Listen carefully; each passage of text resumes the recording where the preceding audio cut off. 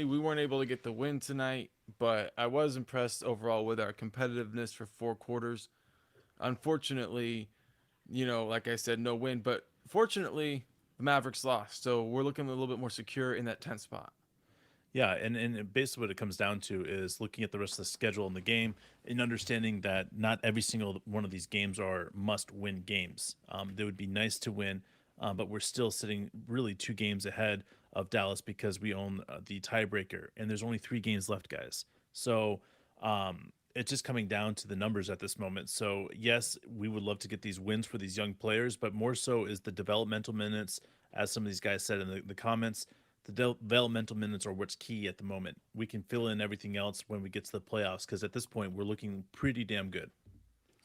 Overall, like we can talk about this game, and we should. 39 points for Shea. It was a really special game for him. But let's take a bigger picture step back real quick and Yeah. say we've got 3 games left. Hmm. And right now it looks like we just need to win one game to make that 10th seed. So can we beat the Jazz? Can we beat the Warriors? Can we beat the Grizz? What do you think? Yeah, I still think we have 2 of those wins in there. I still think we have 2 of the next 3 wins. We're playing really good. Phoenix is I would consider them a top 4 team in the league right now, and it took them every single second of this game to beat us and shut us down. So I'm not really concerned about that. I like what I see from Shea. 39 points tonight. He had 5 assists, 3 rebounds, 2 steals. Again, just racking up those steals, doing stuff that we haven't seen in a long time from a guard. Lou Dort, 14 points. We had Josh Giddey near triple double again, 16 points, 8 assists, 9 rebounds, one of which was offensive.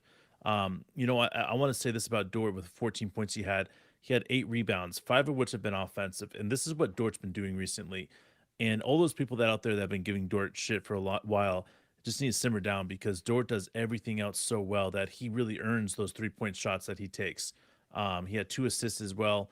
But J Dub, what a night for him. He got put up on matchups against Booker, against KD. He was putting up against everybody tonight. He had 12 points.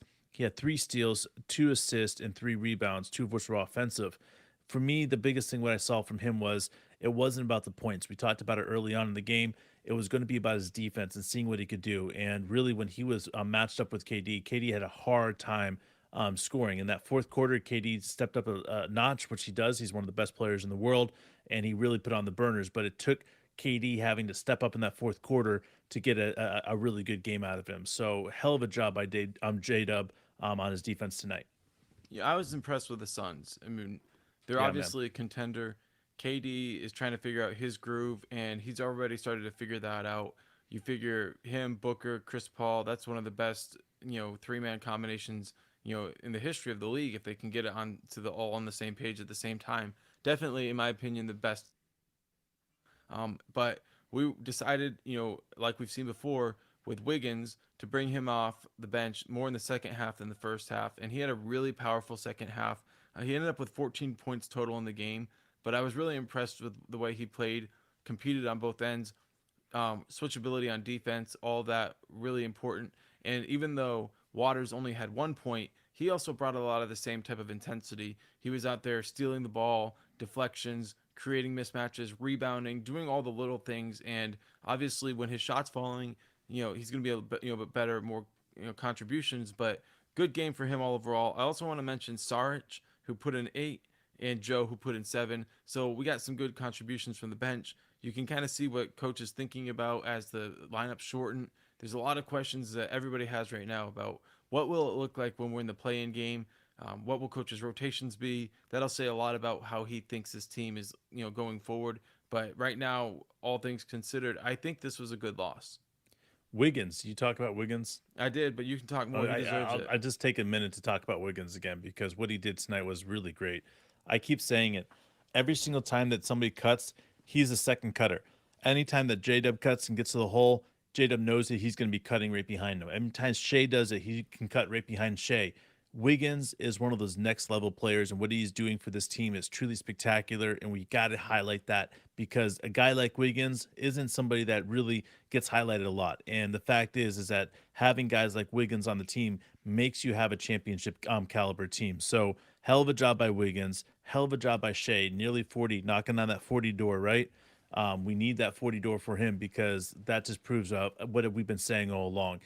He's been doing nasty things this season, and some of the things that he's been doing truly spectacular. And we're going to talk about those in some of our podcasts coming up because Shea's doing some insane things, guys.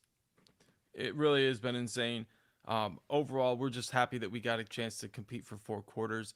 If you want to look at something with opportunity to improve, um, 3 of the starters combined 14 of 42. And that's the type of situation where you look at it and you say that length of the Suns being able to guard all 5 positions really did affect us. And these guys were used to having good games. Wasn't happening this game, but we can come back. We're going to bounce back and keep competing.